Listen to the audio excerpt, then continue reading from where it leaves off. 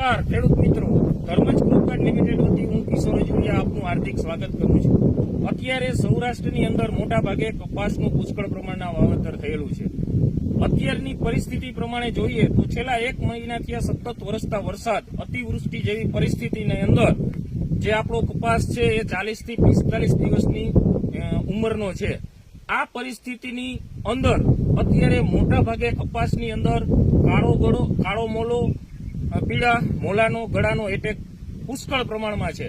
તો આ પરિસ્થિતિની અંદર ધર્મજ ક્રોપગાર્ડ લિમિટેડની એક નવી પ્રોડક્ટ જે રાજકોટ જિલ્લાના જસદણ તાલુકાના જસદણ ગામના ખેડૂતે વાપરેલું છે, તો આવો જાણીએ એમની પાસેથી અભિપ્રાય।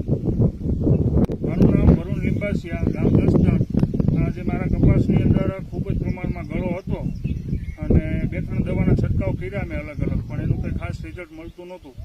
એટલે ખાસ એક તો ભગવતી એગ્રો